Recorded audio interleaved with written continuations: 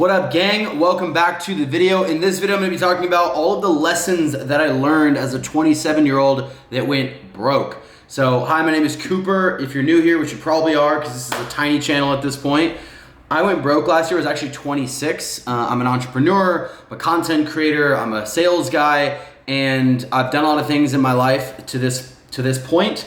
I've learned a lot of lessons, and I'm just gonna dive into all of the lessons that I learned because I think there's a lot of different people who probably feel shame or guilt or embarrassment or stress or whatever from maybe going broke in your 20s or having a setback financially or whatever the case may be. And hopefully you can learn from some of my mistakes, but which rolls me right into the first point, which is that most lessons just must be learned the hard way. I mean, it's so simple, it's so plain, but it's so true. Like, all of the advice, all of the wisdom, like, it could all probably be broken down into like 20 phrases or quotes that you've probably heard before. You've read it in books, you've listened to it on podcasts, you've heard it from your parents, you've heard it from your rich uncle or your entrepreneur friend or whatever. Like, they're so trite, and by trite meaning just like basic wisdom that like everybody's heard before. But for whatever reason, most of the time you just don't listen. You have to burn your hand on the stove and feel the pain of the burning stove for you to actually learn, which is so funny, and it's such a weird paradox. So as I tell you the remainder of, like, I have a list of like 10 lessons main that I learned, it might be irrelevant because you might just have to learn the hard way for it to actually resonate. But hopefully you can take it with a bit more intention and seriousness because of what I just told you. And it's a lot better to just learn from someone else's mistakes, but yet for whatever reason, we love to just burn our hand on the stove. Okay, so next point. Your money is your money, and your personal life is your personal life, right? Like, I think a lot of times we wrap these things together, or we overinflate, or we put way too much importance on how much money we have, and ultimately it's like, you still have your personal life. You could have $1 million in the bank, you could have $0 in the bank. That's like your money situation. But like, your personal life can be totally separate. Now, I know a lot of those things are gonna overlap, but really what I mean by that is that, like, you're still gonna have friends, you're still gonna have romantic interests, you're still gonna have family, and like, you still have to fucking like pay attention to all those things, and you can still have a baller personal life when your finances are shit. Like, I moved to Austin last year and went completely broke, racked up personal debt, and had like one of the best years of just like thriving and meeting people and relationships and mindset and mental space that I've ever had. And that's because like I really just like poured into my personal life and spent a lot of time self-developing there and doing what I needed to do. And I just kept my business things separate. I didn't allow my bank account to bleed into my personal life and fuck that up. And nobody knows how much money you have. This is the next point. Like, you don't have a fucking number plastered on your head of your net worth or the amount of money in your checking account. Duh, no shit. But like, let that sink in. When I had a lot of money and I had tons of money in the bank and I was making a lot of money in high ticket sales, nobody really fucking knew. I mean, yeah, I was driving a Mercedes and I lived in a really nice place, so like there was sort of like people could infer and they knew that I had money, but like not really. In a lot of situations, they don't know that. You walk up to a girl at the bar, for example, you start chatting to her, maybe you're wearing some nice clothes, you have a watch, whatever, but like, she doesn't fucking know how much money you have. You could have 10 grand saved up and you spent 6K on your fucking wardrobe. Or you could have millions, or you could have nothing. I still have nice clothes and accessories and bracelets and fucking designer and chrome hearts and whatever the fuck from when I had money and I bought it, and I wear this shit out. And people might think that I'm rich or think that I'm well off. And it's like, right now I'm fucking broke. And so I think the whole lesson there is that it's kind of relieving, but it's also like, you got to think of it on both sides. Don't assume when you make money that everyone's just going to know how much money you have and they're certainly going to like treat you differently, and the girls are just going to want to sleep with you, or, you know, everyone's going to want to be, it's like, unless you go around fucking telling people and showing off, nobody fucking knows. On the flip side, nobody knows when you're broke. Like, the amount of girls that I've like been successful with in the last year while I was fucking in debt and negative, because they don't know. And I don't tell them, and it's not like glaringly obvious. I'm obviously not on the fucking streets and like whatever else. So, I mean, just remember that. If you're going through a rough time, if you're not where you want to be financially, like nobody knows that unless you tell them. So just like act like normal and you're good. Next one, don't redline it for too hard, for too long. And by redlining it, I mean by like if you're running a business right now, or if you are, working a job or whatever, like whatever the case may be, and you're redlining it, you have expenses that are creeping up, maybe you're running, ads, or you have like a team, or like whatever that case may be in your specific situation, just don't fucking go negative and redline it for too long. Yes, there's always gonna be a time and a place for investing in yourself, going into the red temporarily so that you can make your return on investment and doing all this shit. But most people don't have the Saved by the Bell story. And by Saved by the Bell story, what I mean is that like the Alex Hormozi, very successful entrepreneur, and there's this other guy, I watched this video, and it's like kind of the classic example you've probably heard before where an entrepreneur is getting interviewed or on the show or whatever, and they're like, yeah, I had $0 in my bank account. I spent the last $100 on ads, and like that was when like my ad finally clicked, and then I made all the money back. It's like that like glorified like story that every just like risk taker or investor or entrepreneur or high achiever wants to have if they're going through that rough time. They want to be able to say like, I'm throwing all the logs on the fire, I'm taking risk, I'm doing what I need to do, I'm being ballsy, I'm putting money out before getting it back in. And then like they get to the point where they're like almost broke, and then it's like the last dollar or like the last $100 or the last $1,000 invested was like what got them out of the financial struggle and the whatever, and then it just blew up from there. Most of the time, that ain't fucking happening.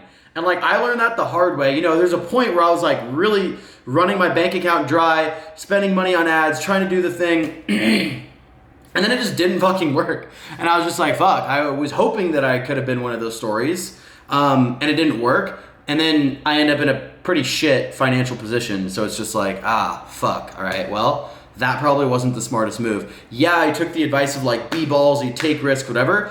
But sometimes when you take that advice too much for too long, too seriously, you end up getting fucked. Next one, your self-worth and your self-confidence is a fucking choice. Learn to be happy, learn to be confident with yourself while you're broke, and you will be unstoppable when you're rich. Like it literally is a choice. The more, and this is a huge lesson, and one of the things that I learned and I take away, and one of the reasons I'm grateful for going broke, is that I was able to literally fucking detach my self-worth from my net worth. And that is so fucking powerful. To be able to have confidence in yourself, to be able to show up in the world how you want to show up. And it doesn't matter if you're fucking broke or in debt or not crushing it right now with finances or not making all the money in the world, or maybe you don't have that really good job that's high paying. I think it can be really dangerous to always have your self-worth wrapped in to how much money that you're making. Because ultimately, if you're a risk taker, if you're an entrepreneur, if you're someone who's going to do things differently than the status quo, aside from just getting a super steady corporate job and slowly climbing the corporate ladder and having that security all the way up, like your income and shit is going to be like ebbs and flows. There's going to be peaks and valleys. That's always how it is, right? And so like, it's bad enough to be in a valley where you're broke or where things aren't going your way or you have to go backwards in your business. It's even worse to fucking punish yourself and to feel like a complete piece of shit while you're doing it. So that's my thing. I have another video actually recently about, I think I titled it, How to Be Confident Even When You Have Nothing. So if you want to learn more about like my mental mindset and framework for like actually figuring out how to do that and to be happy even when you have nothing and you're not crushing it, that's huge. So go check that one out. It's on my channel. Next one, debt is really fucking tricky. It's a really slippery slope. And I'm talking about like business credit, but also personal credit cards. I made the mistake of spending too much on my business credit cards and the expenses and the ad account, etc. But then I also made the mistake of like not having a lot of cash, so wanting to use a personal credit card to pay shit off. And like, it's a very slippery slope because it's like really easy to spend and it doesn't really feel like you're spending it. And then you only make the minimum payment on the thing and then it just keeps like racking up. Like this is like financial literacy 101, like careful with personal debt. So I know this isn't like groundbreaking shit, but it just like, again, it was like I kind of had to burn my hand on the stove to learn it. Hopefully you don't have to go through the same thing. Like that advice, actually this brings me to another point I was gonna say. That like basic financial literacy 101 or the like secure like investing, money saving strategies, etc. that you hear from everybody, the Dave Ramseys, the financial coaches, the financial advisors, but like more importantly, like your parents, your grandparents, like all that shit is fucking smart. Like that is what I learned. Like I wanted to for so long at different points in my journey be like, I don't need to take the safe route. You're just a wagey. Oh, my parents just work for the man and are 9-to-5ers, so they don't understand what it's like to take risks and to be an entrepreneur. Like you gotta throw it all and you gotta put all your chips in, go all in, blah blah. And it's like, honestly, this is fucking financially irresponsible. At a certain point, again, there's always a balance. There's always outliers. Yes, you have to take risks. Yes, you have to spend money before you're going to make money. That's business. That's entrepreneurship. That's being an investor. But there's a point where it's just like financially irresponsible. Like buying the safe, reliable car that doesn't cost you more than $300 or $400 a month. Like, yeah, that's a much fucking better move if you're an entrepreneur and your income and all this shit is like unpredictable. Versus getting the Mercedes, it's going to be burning a $1,500 a month hole in your pocket, which is what I fucking did. And it's like, in the moment, I felt like I was on top of the world, making all this money, doing really well. And I made another point here, which this is going to roll into, is I made the stupid, naive mistake of thinking that the level of income that I was making at that current moment was always going to be the same, or better yet, stupider yet, I thought, oh, it's only up from here. Oh, I'm making all this commission being a sales rep. Like, I'm so smart. I'm so talented. It's only up from here. Wrong. At least that wasn't my case. And if we want to listen to fucking almost everybody's advice talking about entrepreneurs' income being cyclical, like, that is just the case. Like, when you're up, what happens when you're at a peak? Well, there's probably going to be a valley at some point. Now, I don't want to speak that evil on you, Ricky Bobby, and say that if you're doing well, you're going to crash and burn, because I don't fucking know you and I don't know what your situation is. But like, just know and just realize it may not always be good. So making the decisions financially to live a certain place, drive a certain car, spend a certain way could be very fucking dangerous, because you're operating off of, here's how much money and income I'm making right now, so I'm going to make potentially long-term expense decisions based on that, when that could completely fucking change 6, 12, 18 months from now. And then you're like, oh, damn. Like, there's a part of me that thinks back to when I drove my Mercedes and is just like, that was dumb. You spent a lot of fucking money doing that. And now when you're in the position, like, you could have been in a better position now had you just like played it safe. And like, a whole nother topic and video, but like all the benefits and everything that I thought that I was going to get from like having the nice car weren't really all that cool. So next point, there are affordable housing programs to get like lessened rent on apartments in major cities, like all over the country. So just something to think about if you are struggling, if you are paying too much in rent or yada, yada, yada, like you might be able to qualify for reduced housing while you get your shit together, because you can prove, hey, last year I barely made any fucking money, and you might be like under the certain poverty line or whatever. So something to look into that I learned. It takes longer than you think to find a job. So I basically got to a point where like I lost money. I was trying to get, back on my feet, and it was like it takes a lot longer than you fucking think to make money. So the lesson here is that I ran out of money, then started looking for a job, and then there was like this time delay where I was just like, fuck, I really needed money here, but I really only didn't start getting money until here.